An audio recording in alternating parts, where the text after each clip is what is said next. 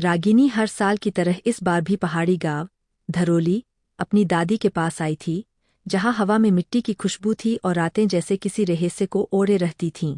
दादी उसे देखकर बोली, मेरी परी, तू आ गई। गांव में रौनक आ जाएगी। अगली ही सुबह रागिनी को बच्चों को पढ़ाने के लिए बुलाया गया और जैसे ही वह कमरे में बैठी, दरवाजा धीरे से खुला और अंदर आया अक्षित। लंबा, शांत, गहरी आंखों वाला और रागिनी की ही उम्र का, लेकिन बेहद रहस्यमय माहौल लिए। रागिनी ने उसे मुस्कुराकर पूछा, तुम नए हो शायद? पर अक्षित सिर्फ सिर झुकाकर बोला, जी, पढ़ने आया हूँ। रागिनी को लगा जैसे वह उसे पहले कहीं देख चुकी हो, लेकिन याद नहीं आ रहा था। पढ़ाई के दौरान अक्षित की नज़रें कई बार रागिनी पर टिक जाती और फिर वह अचानक किताबों में खो जाता। एक बार उसकी पेंसिल गिर गई, रागिनी ने उठाकर दी, उंगलियां छू गईं और पल भर की खामोशी कमरे में जम सी गई। अक्षित बोला, थैंक यू, और रागिनी ने मजाक में कहा, पेंसिल गिराना तुम्हारी आदत है या वजह? अक्षित हल्की मुस्कान देकर बोला, शायद वजह। दिन बीतते गए और दोनों के बीच एक अजीब सी सहजता आने लगी, लेकिन अक्षित के चेहरे पर हमेशा कोई अनकहा डर दिखता था। एक शाम दादी पुराने संदूक को साफ करवा रही थीं। रागिनी को उसमें से एक पुरानी तस्वीर मिली जिसमें एक लड़की और एक लड़का पहाड़ी रास्ते पर हंसते हुए दिख रहे थे, और वह लड़की बिल्कुल रागिनी जैसी थी।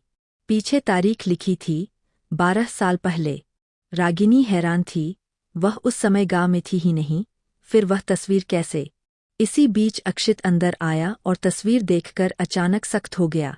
रागिनी ने पूछा, तुम इस तस्वीर को देखकर ऐसे क्यों घबरा गए? अक्षित कुछ पल चुप रहा, फिर बोला, क्योंकि उस लड़की को मैंने बचपन में देखा था, और वो तुम जैसी ही दिखती थी, बिल्कुल तुम्हारी तरह। रागिनी के रोंगटे खड़े हो गए, मतलब? अक्षित बोला, मेरे भाई के साथ आखिरी बार यही लड़की दिखी थी, उसके गायब होने से ठीक पहले। रागिनी का दिल धड़क उठा, तुम्हारा भाई गायब? अक्षित ने धीमी आवाज में कहा, 12 साल पहले, बरसात की एक रात। और सबसे आखिरी चीज जो उसके हाथ में मिली थी, यही तस्वीर। रागिनी बेचैन होने लगी क्योंकि तस्वीर में वे पहाड़ और रास्ते इस गांव के आसपास के ही थे।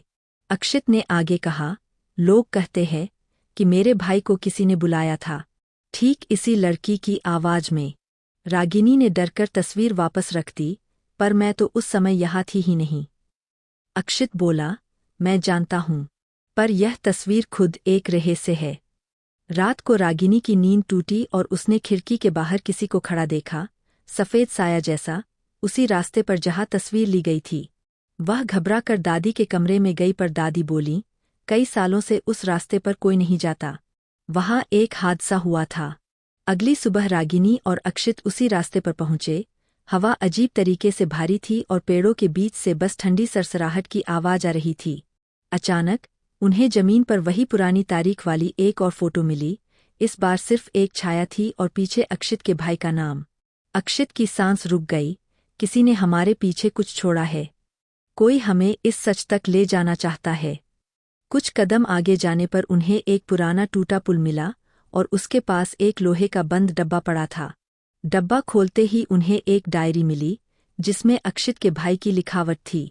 डायरी में लिखा था, मैं एक ऐसी लड़की से मिला हूं जो कहती है कि वह भविष्य से आई है, और मैं उसके साथ एक आखिरी बार उस पहाड़ी तक जा रहा हूं। रागिनी के हाथ कांपने लगे, ये सब क्या है? भविष्य? कोई आवाज, कोई लड़की। अचानक अक्षित ने धीमे स्वर में कहा, रागिनी, एक बात है जो मैं तुझसे कभी कह नहीं पाया। बचपन में मैंने तुझे देखा था, जब तू यहाँ कभी आई ही नहीं थी। रागिनी स्तब्ध रह गई। तुम क्या कह रहे हो? अक्षित बोला, तू बिल्कुल वैसी ही दिखती है जैसी मेरे भाई की डायरी में लिखी लड़की। वही चेहरा, वही आवाज। आसमान में काले बादल छाने लगे, हवा तेज हो गई और अचानक एक तेज चीख की आवाज गूंज उठी, जैसे कोई किसी को बुला रहा हो। और कैमरा धीरे धीरे पीछे हटता है। धुंध सब कुछ ढकने लगती है। अक्षित और रागिनी उसी रहस्यमय पहाड़ी पर खड़े हैं, जहां अक्षित के भाई के गायब होने की कहानी आज फिर से अपने जवाब तलाश रही है। दोस्तों, ये छोटी सी कहानी आपको कैसी लगी? अच्छी लगी हो तो वीडियो को लाइक कर चैनल को सब्सक्राइब कर देना। मैं आपके लिए जल्द ही नई लव स्टोरी लेके आऊंगी।